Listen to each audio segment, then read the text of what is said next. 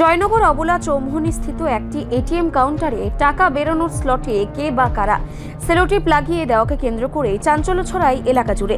বিষয়টি প্রথম নজরে আসে কয়েকজন সচেতন গ্রাহকের, যখন তারা এটিএম থেকে টাকা তুলতে গিয়ে সমস্যার সম্মুখীন হন। সন্দেহজনক বিষয়টি বুঝতে পেরে তারা সঙ্গে সঙ্গে প্রতিবাদে সরব হন এবং আশেপাশের মানুষজনকেও সতর্ক করেন। গ্রাহকদের অভিযোগ, এভাবে টাকা বেরোনোর মুখে সেলোটেপ লাগিয়ে দেওয়ার প্রতারণার উদ্দেশ্যই করা হয়েছে বলেই মনে করা হচ্ছে।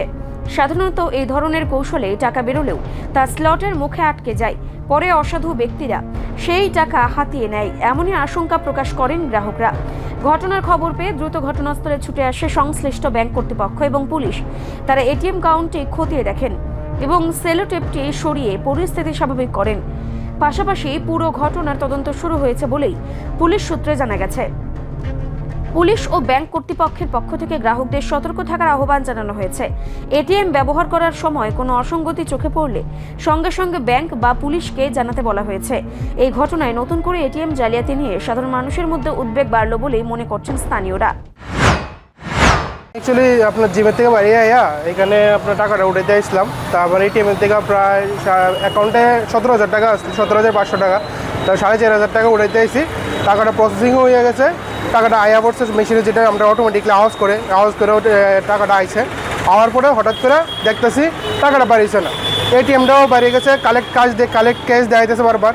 তারপরে আমি এটিএম থেকে যে সময় টাকাটা উঠাইতে গেছি, দেখি এটিএমের যেখান থেকে আমরা টাকাটা বার করি সবসময়, সবাই এটিএম থেকে যারা টাকা উঠায় তারা জানে যে এই টাকাটার মধ্যে অলরেডি সেলোটেপ দিয়ে একটা ব্ল্যাক কালার ইতন দিয়া পুরো আটকে রেখে দিয়েছে, যার কারণে আমরা এখন টাকাটা আইসি না। তারপরে একজন স্যারে যাইতেছিল, স্যারের ইনফরমেশনটা দিয়েছি, তো স্যারে কন্ট্যাক্ট করে বাকিরা ইনফর্ম করছে। তো স্যারে আইয়েই এই জিনিসটা সলভ আউট হয়েছে আর কি। এখন এটিএম থেকে টাকাটা আইসে না, তখন দেখা যাক কীটা হয় আর কি। 4,500 টাকা উঠেছিলাম আর কি। কোন জায়গায় এবং কি এটা আপনার ওই জয়নগর এটিএম, এইচডিএফসি ব্রাঞ্চের এটিএম একটা, এটা 51 নম্বর পিলারের অপোজিটে আর কি। এটা হয়তো বা মনে হইতেছে কেউ চুরি টুরি করার একটা ইন্টেন্সিটি আসছিল, যার কারণে এখানে আয়া এই জিনিসটা করতে গেছে আর কি। তো তারা আইলেই বোঝা যাবে, এখন ব্যাংকে তারা আওয়ার কথা কইছি, তো তারা আইলে যদি খুলে দেখতে পারবো। হয়তোবা আমার আগে যারা বুঝছে না, তারা হয়তোবা এমন অনেকজন 4-5 জন যারা বয়স্ক মানুষ আছে, তারা যেহেতু একটা আইডিয়া নাই, তারা টাকাটি হয়তোবা আটকে যেতে পারে আর কি। আপনারা গিয়ে দেখতে পারবেন যে এটা পুরো ব্লক করে রাখছে, সিল করে রাখছে এই এটিএমটা। আমার নাম তন্ময় ভট্টাচার্য। নামটা কি? তন্ময় ভট্টাচার্য আমার নাম। রিপোর্ট সংবাদ প্রতীক্ষা।